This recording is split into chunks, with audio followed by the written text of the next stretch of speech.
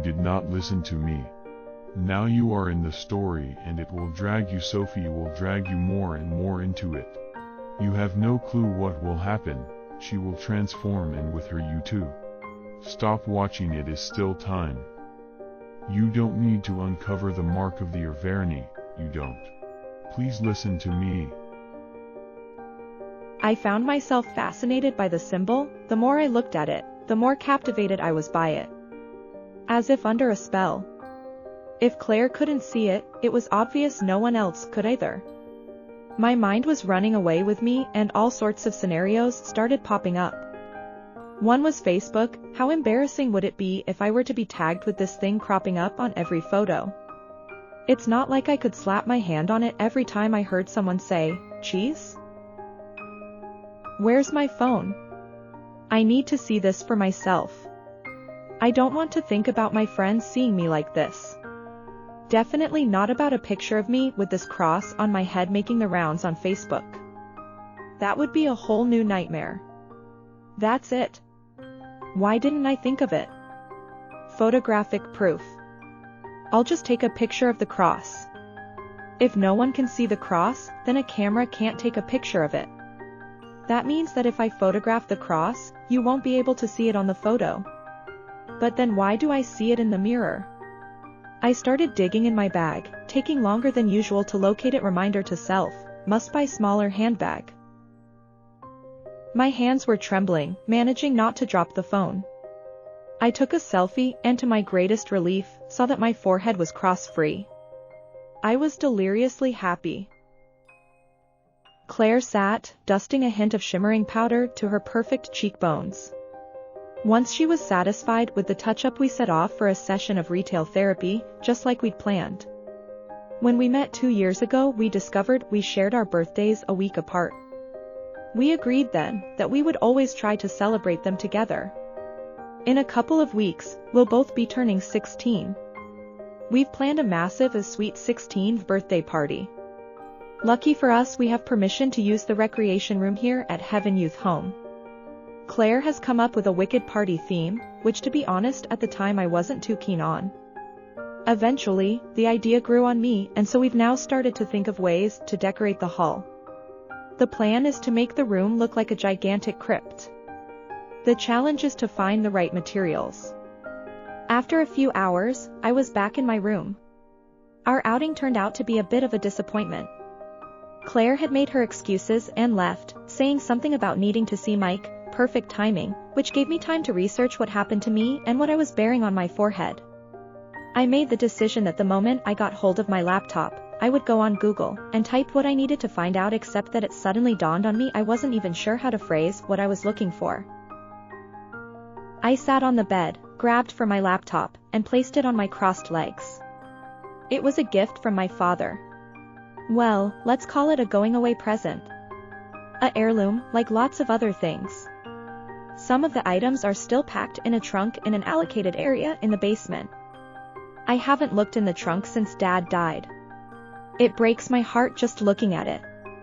I can't bring myself to go through what's inside. When Dad died 3 years ago, after a long and unexplained illness, I came to live at the orphanage. The fact that my mother died due to complications when she gave birth to me was the other reason that brought me here. Dad blamed it on fate. It was his answer to almost every aspect of life, except that on this occasion we both knew what had really caused Mom's death. It was pure negligence. Someone had made a colossal mistake. I never got to meet her. 5 years ago, Dad began to feel unwell. He visited many hospitals and endured endless examinations. Nobody could tell us what he was suffering from. The illness took hold, and he rapidly deteriorated and stopped searching for help. A year later, he could no longer work and walk because too strenuous. The doctors said his immune system had turned against his body. They tried every new medicine, experimental drug, and therapy that was available at the time. Still, nothing helped. I can clearly remember the night Dad told me I was in great danger. He made me swear to a secret. I crossed my heart and promised I would do anything he asked. We left Michigan for Germany in a mad rush. I didn't even have time to say goodbye to my friends. Once we arrived, Dad brought me to heaven and then checked himself into a hospital nearby. I visited him as often as I could, but he died a few weeks after we had moved there.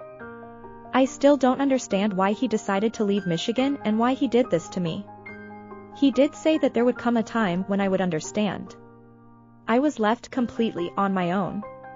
Since I spoke only a little German as a result of having had private lessons, I made it my life's mission to learn the language as fast as I possibly could.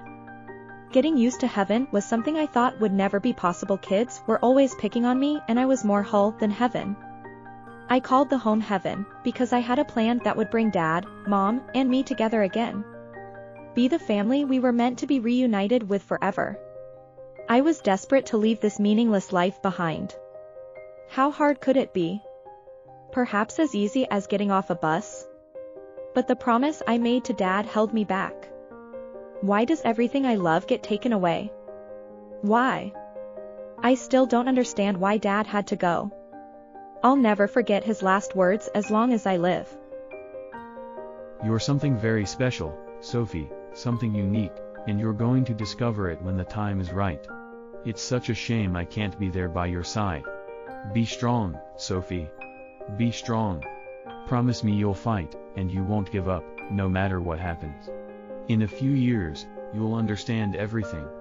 Everything will make sense. That's why you have to stay strong. First my mom, then my dad. Why is the world so unfair? Why did they both have to go? Those were dark days. I cried a lot.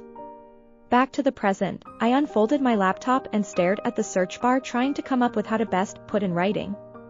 I so desperately needed to find out. What exactly should I search for? I started with a cross on your forehead. Google had 57,600 results. Crazy. I didn't expect that. I started to skim over the summaries. Most were about Catholicism and Jesus Christ. After reading an hour, I decided to be more precise. Invisible cross on your forehead. At first glance, the results resembled each other. Again, Google gave me lots of hits on Catholicism, but just as I was about to give up, I noticed a blog. It was a few years old. From 2002. I couldn't believe what I was seeing. A guy by the name of Annan had discovered a cross on his forehead. I felt the hair on the back of my neck rise. I read the article numerous times. A flood of joy hit me when I came to the realization that I wasn't alone and that someone else had or is still living with the same affliction. Annan had written a very detailed article. He too had been plagued by nightmares, right before his 16th birthday, occurring several times a day. The cross appeared on his forehead and like me no one other than him could see it. I was starved for more information, but as I scrolled down it became clear that Annan had stopped posting several years back. Fingers shaking from excitement, I made sure to bookmark the page. To learn more about Annan, I have to contact him directly.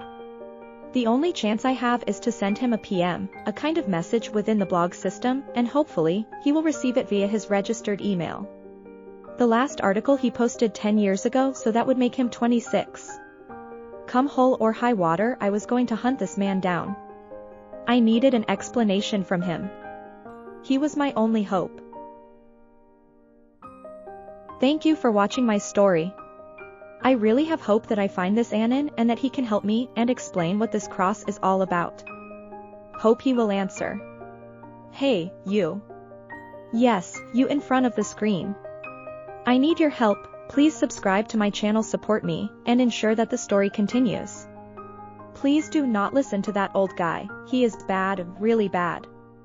You will find that out when you follow me and keep watching.